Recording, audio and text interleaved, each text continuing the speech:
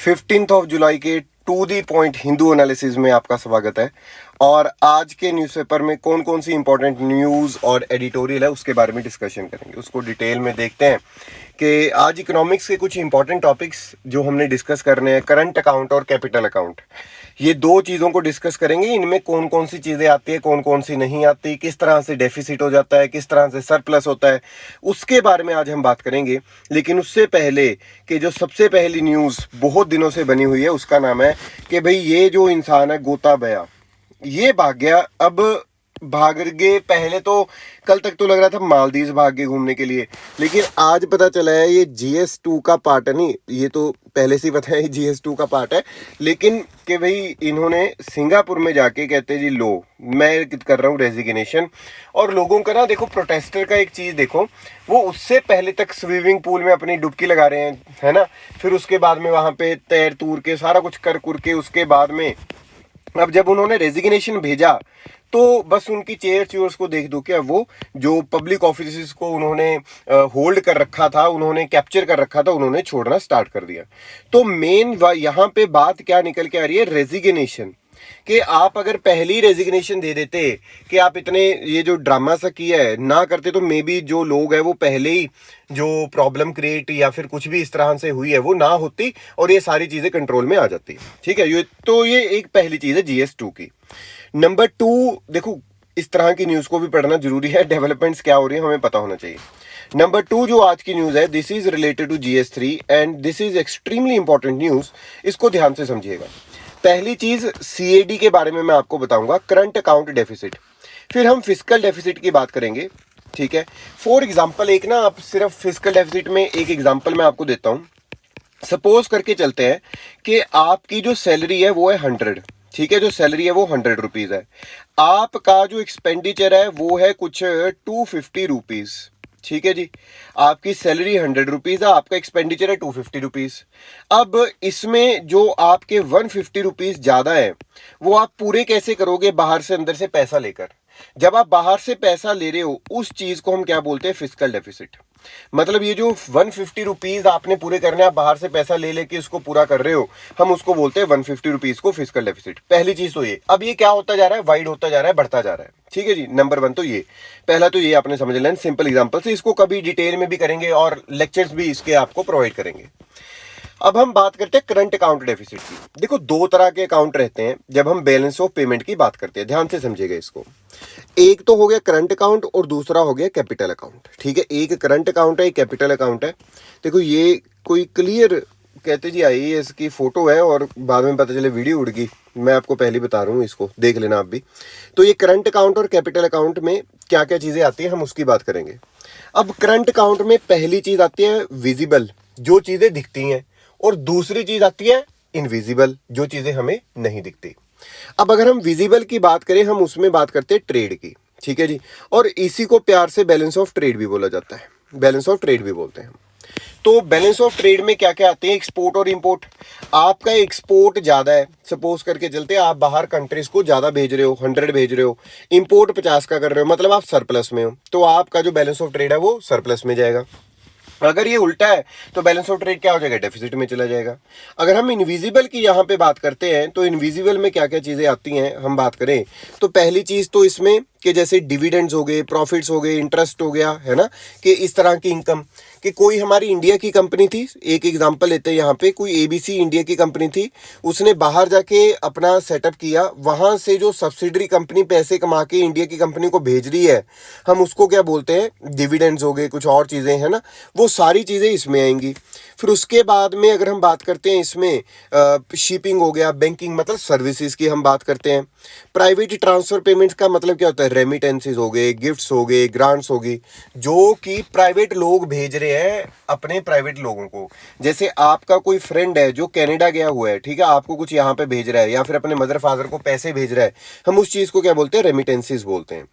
Official transfer payments, ये official वाली, ये प्राइवेट वाली, सेम चीजें। कोई गिफ्ट आ गया, कोई रेमिटेंसेज हो गई, कोई ट्रांसफर आ गई, इन सारी चीजों में को मिला के हम क्या बोलते हैं, करंट अकाउंट बोलते हैं। और दूसरा हमारे पास क्या आता है, मतलब अगर हम इसमें बात करें, एक तो विजिबल वाला पार्ट हो गया और एक इनविजिबल वाला पार्ट हो गया। अब इनविजिबल वाले पार्ट में सर्विसेज आ गई, ठीक है जी, पेमेंट्स आ गई, रेमिटेंसेज आ गई, ट्रांसफर्स आ गए, गिफ्ट्स आ गए, ये सारी चीजें आ गई, डिविडेंड्स आ गए, प्रॉफिट्स आ गए, इंटरेस्ट आ गया। लेकिन विजिबल में एक्सपोर्ट और इंपोर्ट आ गया, ठीक है ना। तो ये चीज आपने याद रखनी है। सो बैलेंस ऑफ ट्रेड में आपने याद रखना है, ट्रेड इन गुड्स की बात कर रहे हैं लेकिन सर्विसेज की दूसरी तरह से बात करेंगे। अब अगर हम कैपिटल अकाउंट में देखें कि कैपिटल अकाउंट में कौन सी चीज आती है तो कैपिटल अकाउंट में हमारी आती है फॉरेन इन्वेस्टमेंट, जैसे एफडीआई हो गया, एफआईआई हो गया, यूरो इक्विटीज, ये सारी आ गई foreign investment. External assistance, commercial borrowing. External assistance का मतलब होता है और बोरोइंग के बीच में डिफरेंस क्या है? देखो, असिस्टेंस होती है असिस्ट करना किसी को, हेल्प, एक काइंड ऑफ हेल्प, और कमर्शियल बोरोइंग, कमर्शियली उस चीज को बोरो करना। आईएमएफ हो गया, एनआर डिपॉजिट्स, मतलब नॉन रेजिडेंट इंडियंस हैं जो, उन्होंने जो यहाँ पे डिपॉजिट करवाए हैं वो भी हमारे कैपिटल अकाउंट में काउंट होते हैं।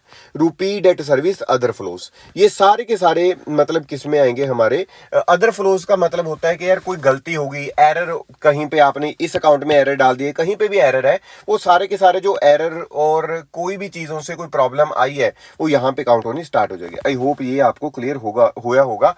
अगर इसका ना, देखिए, एक चीज है कि स्टार्टिंग से अगर लेक्चर होना फिर ज्यादा समझ में आता है, तो कोशिश मैं कर रहा हूं कि थोड़ा टाइम की कमी के कारण वो जो इकोनॉमी के लेक्चर हैं, मैं तो चाहता हूं कि प्रीलिम्स के जो, एटलीस्ट प्रीलिम्स, नॉट के मेंस का तो बहुत बड़ा कंपोनेंट बन जाएगा, प्रीलिम्स के लेक्चर आपको प्रोवाइड कर देंगे हम प्रॉपर एक वे में, ठीक है, बोर्ड पे, प्रॉपर बोर्ड पे, ऐसा नहीं कि टैब पे, प्रॉपर बोर्ड पे। अब आगे चलते हैं। आगे आपने ना एक चीज बतानी है, इसका आंसर मैं लास्ट में दूंगा, आपने अभी दे देना। देखते देखते कहते जी कैपिटल अकाउंट में कौन सी चीज नहीं आती, ध्यान से अब मुझे बताना इस चीज का आंसर। नंबर 1 कहते हैं फॉरेन लोन्स, तो हमने अभी बात किया ना, एक्सटर्नल असिस्टेंस हो गया, कमर्शियल बोरिंग, फॉरेन लोन्स तो आएंगे। फॉरेन डायरेक्ट इन्वेस्टमेंट, ये भी आपको मैंने ऊपर बताया कैपिटल अकाउंट में आती है नहीं आती है, आपने अंदाजा लगाना, मैं नहीं बता रहा।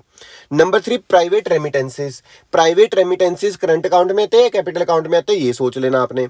और पोर्टफोलियो इन्वेस्टमेंट, और ये तीनों चारों में से कौन सी चीज, कौन सा ऑप्शन बनता है, ये आपने बताना है, ए, बी, सी या फिर डी, ठीक है। तो चलो आगे चलते हैं, हम आगे चलते हैं। कहते जी अब न्यूज आती है, केरला में पहला मंकी पॉक्स का केस आ गया। लो जी, एक नया जो शिकार है, उसने, शिकारी ने शिकार करने के लिए हम तैयार है वो, और मंकी पॉक्स का पहला केस आया इंडिया में। और ये 35 ईयर ओल्ड जो मैन है, ये केरला में रहता है, और who reach the state capital 3 days ago from the UAE, मतलब यूएई से लाके यहाँ पे केरला में रख दिया मंकी पॉक्स को। और अब देखते हैं ये आगे कितना का स्प्रेड होता है और कितने को फैला चुका है बंदा, ये फिर देखी जाएगी, फिर देखते हैं। अब यहाँ पे मंकी पॉक्स के बारे में हमें कंप्लीट इन्फॉर्मेशन होनी चाहिए। देखिए, लेकर कोई और आया, बनाया किसी और ने, लेकिन पढ़ना हमें पड़ेगा क्योंकि एग्जाम में पूछा है। अब मंकी पॉक्स क्या है? एक वायरल जूनोटिक डिजीज है। जूनोटिक डिजीज का मतलब जो जूलॉजिकल, जू वाले, ठीक है। और ये अक्कर हुआ था कब? Typical rain forest areas of central and west Africa, ठीक है जी। नंबर 2 अगर हम यहाँ पे बात करते हैं, जो मंकी पॉक्स वायरस इन्फेक्शन है वो डिटेक्ट हुई, जैसे स्क्विरल्स हो गए, गेम्बिन पॉच्ड रैट हो गए, डॉर्माइस हो गया, और कुछ के स्पीशीज है मंकीज की उसमें। और अगर हम यहाँ पे बात करते हैं, जो मंकी पॉक्स है वो मंकी पॉक्स वायरस से होता है, जो कि ऑर्थोपॉक्स वायरस जेनस, जो फैमिली है पॉक्स विरिडे, उसकी फैमिली से आता है। अगर हम इसकी बैकग्राउंड की बात करें तो जो मंकी पॉक्स इन्फेक्शन है वो सबसे पहले डिस्कवर हुआ 1958 में, ठीक है जी, following the 2 outbreaks of pox like disease in the colonies of monkeys. इसी वजह से इसका नाम डाल दिया गया मंकी पॉक्स। समझ में ही, मतलब कि जब ये पहली बार हुआ तो वहां पे कॉलोनीज थी मंकीज की बहुत ज्यादा, तो वहां पे हो रहा है तो इसका नाम भी मंकी पॉक्स डाल दिया। ऐसा नहीं कि भाई मंकी ने इसको जन्म दे दिया चीज को।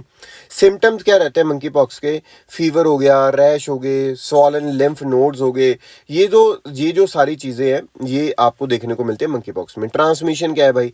ट्रांसमिशन एक तो आपको पता ही है, एनिमल्स टू, मतलब यहाँ पे हमने देखा ही कि people transmitted to people from the wild animals, ठीक है। और number 2 human to human transmission can also occur, ठीक है। अगर किसी को मंकी पॉक्स हुआ है, आप उसके नजदीक जाओगे तो मंकी पॉक्स हो जाएगा, ह्यूमन टू ह्यूमन ट्रांसमिशन में अगर हम बात करते हैं तो सबसे पहला जो केस रिकॉर्ड हुआ था ना वो 1970 में डेमोक्रेटिक रिपब्लिक ऑफ कॉन्गो। ठीक है, ये चीजें इंपॉर्टेंट रहती हैं और वहां पे लिखा रहेगा, एक ऑप्शन ये डाल देंगे फिर हमें पता नहीं चलेगा। ठीक है, तो ये चीज याद रखनी है।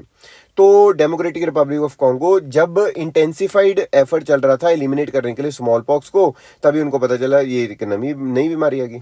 ठीक है, सो मंकी पॉक्स जो वायरस है ये ट्रांसमिट होता है from one person to another with the contact of the lesions body fluids, respiratory droplets, contaminated material such as bleeding. ठीक है जी, ब्लीडिंग। अब इंक्यूबेशन पीरियड इसका क्या रहता है मंकी पॉक्स का, 7 to 14 और 5 to 21 भी हो सकता है किसी किसी में। फर्टिलिटी रेट होती है इसकी up to 1/10 of people ill with monkey pox में डाई। ठीक है, ट्रीटमेंट क्या है, clinical presentation of monkey pox resembles that of small pox, तो उसके तरह का एक related orthopox virus infection which was declared eradicated world wide in 1980। Right, तो ये चीज आपने प्रॉपर इंफॉर्मेशन याद रखनी है, अब दोबारा पढ़ने की जरूरत ना पड़े आपको। नेक्स्ट चीज देखते हैं। नेक्स्ट हमारे पास जो आज पिटारी में पढ़ने वाली चीज है वो क्या है, ये है ESZ, मतलब इकोनॉमिकली सेंसिटिव जोन। अब ये चीज क्या है इकोनॉमिक सेंसिटिव जोन्स?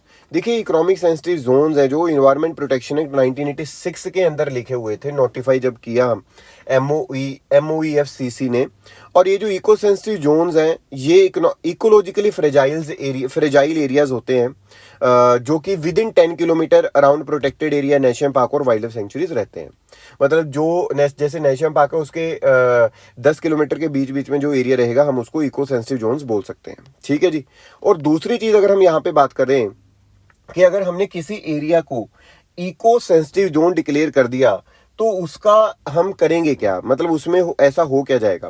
देखिए, वहां पे कुछ एक्टिविटीज है जो वो प्रोहिबिटेड रहती है और कुछ रेगुलेटेड एक्टिविटीज होती है और कुछ परमिटेड होती हैं। प्रोहिबिटेड एक्टिविटीज क्या होंगी, माइनिंग वगैरह होगी। ठीक है, कोई इंडस्ट्री आपने लगा दी वहां पे लाके जो कि पोल्यूशन कर रही है। ठीक है, फिर मतलब आप हाइड्रो इलेक्ट्रिक प्रोजेक्ट्स वहां पे बनाना चाह रहे हो, कमर्शियल यूज ऑफ वुड हो गया, टूरिज्म वाला, ये सारी चीजों को अगर हमें देखना हो तो वो प्रोहिबिटेड है। रेगुलेट जो करते हैं, फेलिंग ऑफ ट्रीज हो गया, establishment of hotel, resorts, commercial use of natural water, erection of electrical cables, drastic change of agricultural system, example adoption of heavy technology, pesticides, etc. and the widening of roads. Permitted activities क्या रहती है वहां पे जो सही वाली हैं, आपने सिर्फ परमिटेड पढ़ लेना, ठीक है, और रेगुलेटेड थोड़ा सा देख लेना, फिर प्रोहिबिटेड तो अपने आप पता चल जाएंगी। ये इंपॉर्टेंट चीज है, इसको हवा में नहीं निकालना कि चलो छोड़ो इतनी कौन याद करेगा। इसका क्वेश्चन आता है कि भाई इको सेंसिटिव जोन्स में कौन सी चीज रेगुलेटेड परमिटेड है, और इसमें मेंस का क्वेश्चन भी आपको आ सकता है। और अगर कोई बच्चा HAS के लिए प्रिपेयर करे सिर्फ हिमाचल के लिए, तो उनको तो कई बार डायरेक्ट क्वेश्चन भी आ सकता है कि what do you mean by eco sensitive zones, discuss, है ना, या फिर eco sensitive zones are the 10 kilometre areas that are around the national parks, इसके बारे में कमेंट करो या डिस्कस करो। इस तरह से सीधा क्वेश्चन आता है। परमिटेड एक्टिविटीज में हम एग्रीकल्चर और हॉर्टिकल्चर प्रैक्टिसेस की बात करते हैं। रेन वाटर हार्वेस्टिंग हो गया, ऑर्गेनिक फार्मिंग, रिन्यूएबल रिसोर्सेज को यूज करना या फिर ग्रीन टेक्नोलॉजी को यूज करना। आई होप आपको ये चीज है जो इको सेंसिटिव जोन की क्लियर हुई होगी, और ये ऑलरेडी यूपीएससी तो क्वेश्चन पूछ चुका है, आप चेक भी कर सकते हो। अब इसमें फ्लीइंग और क्विटिंग ये हमने पढ़ लिया हुआ है। ब्रीजिंग द गैप हमने ये सारा कल किया था कि एक ग्लोबल जेंडर गैप इंडेक्स है। ठीक है, इसको देखते हैं कि ग्लोबल जेंडर गैप इंडेक्स है जिसमें हमारा रैंक 135 आया है आउट ऑफ 146, जिसमें सिर्फ पॉलिटिकल पार्टिसिपेशन को छोड़ के economic participation, opportunity, health and survival हो गया और चीजें होगी, वो सारी की सारी क्या है, प्रॉब्लमेटिक है। ठीक है, हमारी कंट्री में अगर हम यहाँ पे बात करते हैं हेल्थ और सर्वाइवल की, तो उसमें तो आप मान के चलिए कि जो हमारा रैंक है वो वर्स्ट है। अब आपको एक डेटा दिख रहा होगा जिसमें हम बात कर रहे हैं 140 आउट ऑफ 156, ये लास्ट टाइम का डेटा है, लेकिन इस टाइम पे कम कंट्रीज की पार्टिसिपेशन हमें देखने को मिलती है। 146 आउट ऑफ 146 में से 135 जो है हमारा रैंक आता है। मोर ओवर अगर हम यहाँ पे बात करें तो global gender gap index release कौन करता है, वो करता है वर्ल्ड इकोनॉमिक फोरम। ठीक है, वर्ल्ड इकोनॉमिक फोरम रिलीज दी ग्लोबल जेंडर गैप इंडेक्स। अब आपका काम यहाँ पे क्या है, वर्ल्ड इकोनॉमिक फोरम का आपने हेडक्वार्टर बताना अच्छे से। कि वर्ल्ड इकोनॉमिक फोरम का हेडक्वार्टर है कहाँ पे। भाई कमेंट सेक्शन में बताते रहा करो ताकि लॉन्ग टर्म तक आपको याद रहे। और पता है क्या है, कमेंट सेक्शन में अब पता है ये जो मुझे ये लगता है कि जब हमने स्टार्ट किया ना इस चीज़ को, ये यूपीएससी वाली चीज़ के ये वीडियोस वगैरह बनाना, ये जो उसका मतलब एक होता है ना क्राइटेरिया सा यूट्यूब का, वो काफ़ी मुश्किल सा हो चुका है ना। तो उसमें क्या है कि अगर आपने वीडियो देख ली, लाइक नहीं किया, कमेंट नहीं किया, उसको लगता है कि यार सही नहीं है, ठीक है। तो उसमें यही है कि भाई आपको रिक्वेस्ट है कि आप कमेंट भी किया करो और लाइक भी कर दिया करो, शेयर करना फिर भी आपके ऊपर, ठीक है। चलो अब आगे देखो, आगे हमें ये भी पता चला था कल कि चलो वर्ल्ड इकोनॉमिक फोरम का आपने हेडक्वार्टर बताना है, हमें ये भी पता चला कि जो ईरान है, पाकिस्तान और अफगानिस्तान यही हमारे से पीछे हैं। अगर हम साउथ एशिया रीजन की बात करें, नेपाल है जी, बांग्लादेश है, श्रीलंका, मालदीव, भूटान, ये सारे हमसे आ गए, मतलब उनकी परफॉर्मेंस हमारे से अच्छी है, हमारी बड़ी बुरी परफॉर्मेंस है, ठीक है। तो इसमें उन्होंने बताया कि बेस्ट वे क्या रहेगा इसमें इंप्रूव करने का, कि उनकी जो रिप्रेजेंटेशन है, देखिए जो विमेन की रिप्रेजेंटेशन है, इसको हर एक चीज़ उनको रिसोर्सेज देना पड़ेगा, चाहे वो पॉलिटिकल है, चाहे वो सोशल है, चाहे वो इकोनॉमिक है। ये तीनों अपॉर्चुनिटीज देकर, रिसोर्सेज देकर, रिप्रेजेंटेशन देकर, लास्ट चीज़ जो है बहुत इंपॉर्टेंट, डिसीजन मेकिंग एबिलिटी भी उनको देनी पड़ेगी कि वो जो डिसीजन है खुद के कुछ ना कुछ थोड़े बहुत बना पाए किसी भी तरीके से। अब यहाँ पे ऊपर वाले एडिटोरियल की मैं अगर बात करूं तो ये पार्टी के बारे में कि पार्टी कैसे खत्म हुई और ये रिबॉर्न हो रही है, तो ये भी डिसेबिलिटी पॉलिसी बहुत अच्छे से नहीं दिया हुआ। जो एक अच्छा एडिटोरियल आज हमने डिस्कस करना है, इसको हम अपना भी एलिमेंट इसमें डालेंगे और जो इन्होंने डिस्कस किया उसके बारे में भी बात करेंगे। देखिए वो कहते हैं जो प्रोटेक्शनिज्म वाली पॉलिसी है, क्या वो लिबरलाइजेशन से थोड़ी बहुत कंपेटेबल है या नहीं है, उसके बारे में यहाँ पे बात किया जा रहा है। यहाँ पे फोटो आपको दिख रही होगी, आत्मनिर्भर चाह चाह पता नहीं क्या है ये चाय ही होगी और क्या है, चह पता नहीं क्या। अब आगे देखो यहाँ पे कि सबसे पहली चीज़ यहाँ पे बोली जा रही है कि जो लिबरलाइजेशन की पॉलिसी है और जो आपकी आत्मनिर्भर भारत वाली पॉलिसी है, क्या ये दोनों रिलेट कर रही हैं या फिर ये दोनों कंपैटिबल है। यहाँ पे ये मेन चीज़ बोली जा रही है। So is the government external protectionism compatible with its broader liberalisation agenda. Broader liberalisation agenda है क्या कि हमें हर एक चीज़ को लिबरलाइज करना है ताकि जो ट्रेड है बिटवीन दी कंट्रीज वो इंक्रीज हो पाए। सो अगर ये ट्रेड इंक्रीज हो पाएगी बिटवीन दी कंट्रीज, वो सारा एक अच्छे वे से हम उस चीज़ को आगे लेके जा पाएंगे। अब यहाँ पे उन्होंने बात की कि जब हम बात करते हैं आत्मनिर्भर भारत की या फिर सिर्फ सेल्फ रिलायंस की हम अगर बात करते हैं, तो उसमें एक चीज़ यहाँ पे निकल के आती है कि जो कॉम्पिटिटिवनेस है, जो एफिशिएंसी है, वो डिक्रीज होती हमें दिखाई देती है। ये पहला बोला विश्वजीत धर ने। फिर अजय शाह जी ने यहाँ पे क्या बोला, वो कहते हैं यार मुझे दो चीज़ें रहती हैं, दो चीज़ें क्या रहती है, वो कहते हैं कि one different countries should specialise in producing different things and it is not easy for policy maker to understand what India will be good at and what India will be bad at. तो वो कहते हैं कि एक country को कुछ specialise कर लेना चाहिए, तो लेकिन पॉलिसी मेकर्स को ये पता नहीं चलता। वो कहते हैं कि कौन सी चीज़ में हम अच्छे हैं और कौन सी चीज़ में हम बुरे हैं।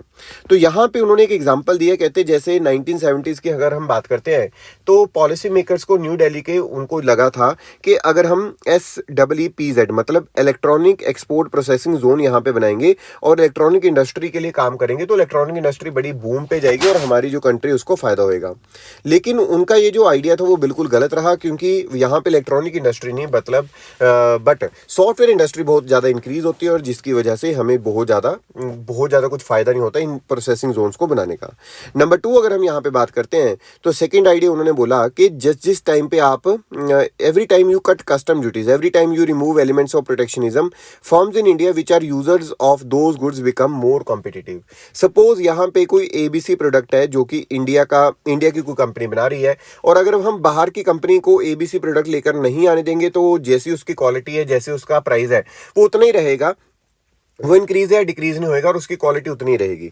तो यहाँ पे एक मेन चीज बोली जा रही है कि ये जो ABC प्रोडक्ट है अगर बाहर के लोग भी यहाँ पे लेकर आएंगे, कंपटीशन इंक्रीज हो गया। अगर कंपटीशन इंक्रीज होता है तो उसका जो कॉम्पिटिटिवनेस है, जो उसका प्राइस है, जो उसकी क्वालिटी है, वो भी इंक्रीज होती हमें दिखाई देती है।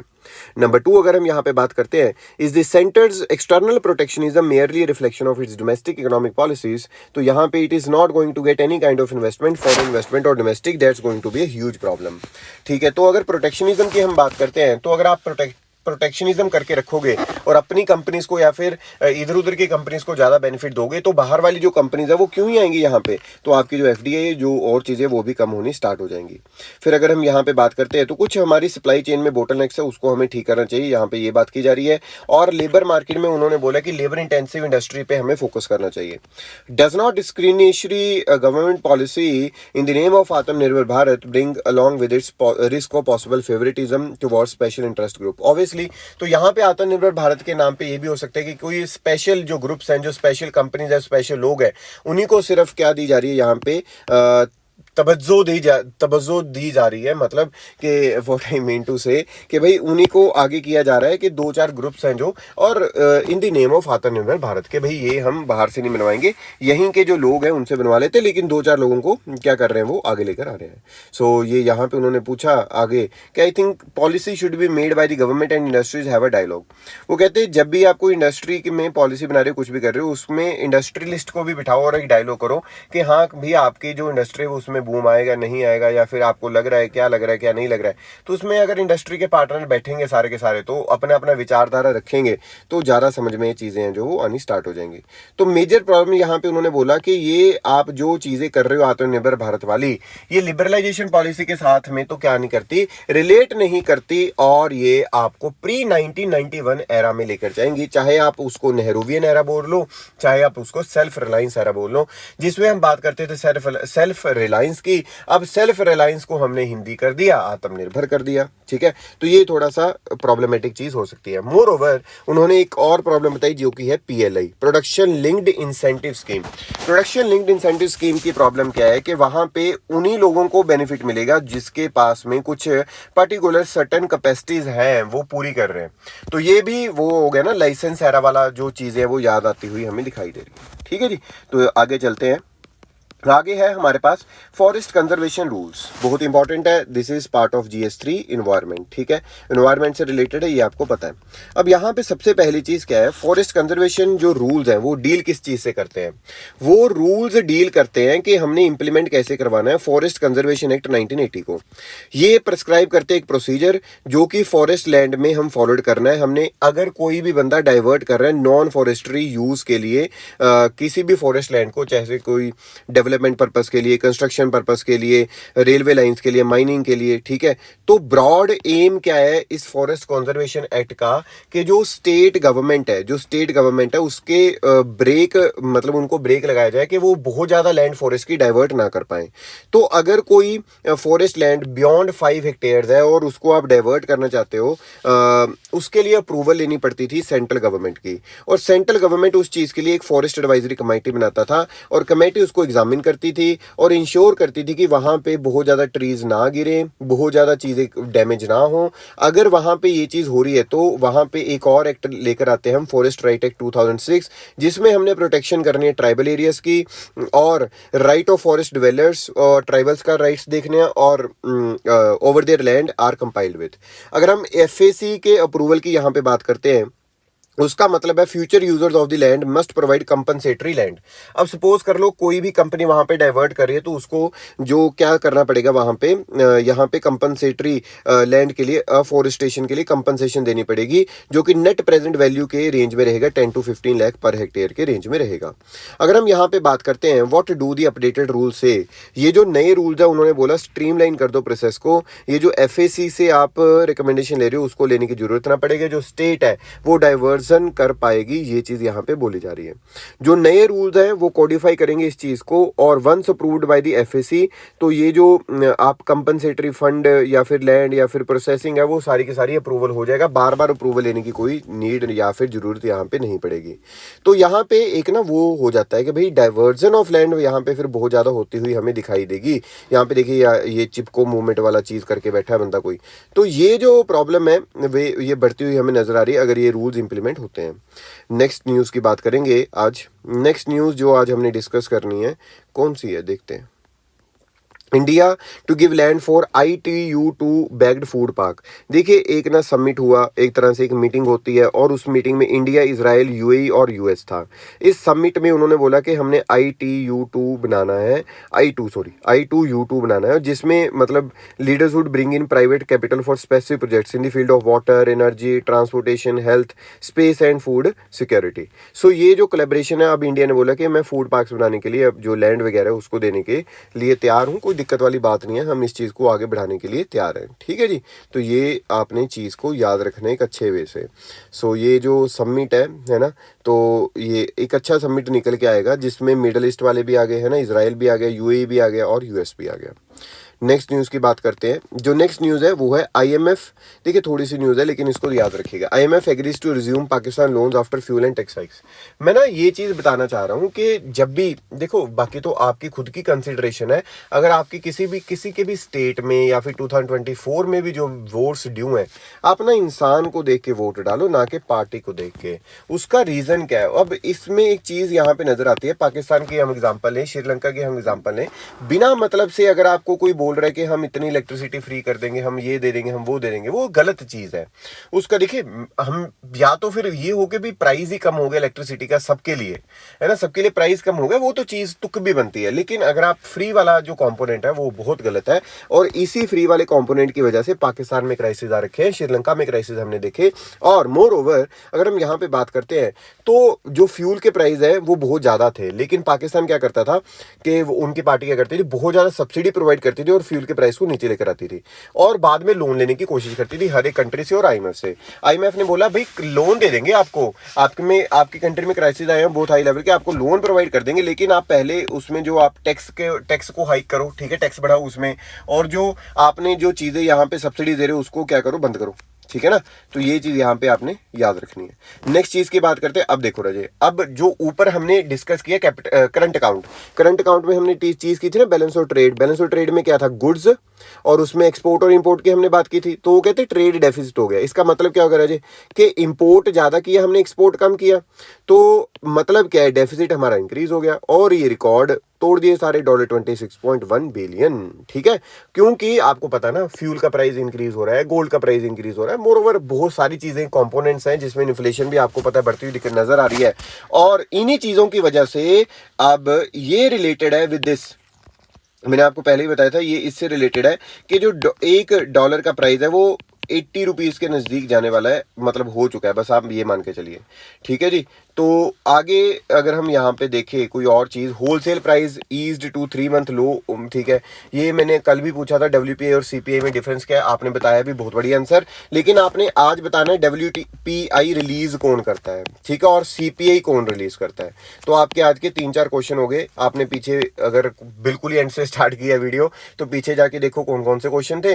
अगर आपने पूरी वीडियो देखी है अब तक तो आपने WPI CPI कौन रिलीज करता है ये भी बताना, और बीच में भी जो जो चीजें पूछी हैं भाई कमेंट सेक्शन में बताओ। मैंने आपको बताया कि जो इसका ना चीज है यूट्यूब का, तो वो थोड़ा सा सीन हो चुका है, तो आप अगर कर दोगे तो वो अच्छा रहेगा हमारे लिए। ठीक है, नेक्स्ट चीज की बात अगर हम करें यहाँ पे, देखिए ये क्या है, ये है क्वेश्चन जो हमने ऊपर किया था। देखिए कैपिटल अकाउंट में फॉरेन लोन्स हमने देखा था आते हैं, जो एक्सटर्नल कमर्शियल बोरिंग्स थी, फॉरेन डायरेक्ट इन्वेस्टमेंट भी आती है, प्राइवेट रेमिटेंसेज राजी करंट अकाउंट में आते हैं, नॉट कैपिटल अकाउंट। तो तीसरा अगर गलत हो गया तो सारे गलत, B will be the correct answer, 1, 2 and 4। ठीक है, तो आई होप आपने अच्छा आंसर और ठीक आंसर दिया होगा, क्योंकि अभी टॉपिक क्या था, टॉपिक के साथ में मैंने आपको प्रीवियस ईयर का क्वेश्चन पूछ लिया, बाकी जो क्वेश्चन है उसके आंसर दिएगा। चलिए कल मिलते हैं, till the time revise your notes, bye bye, take care.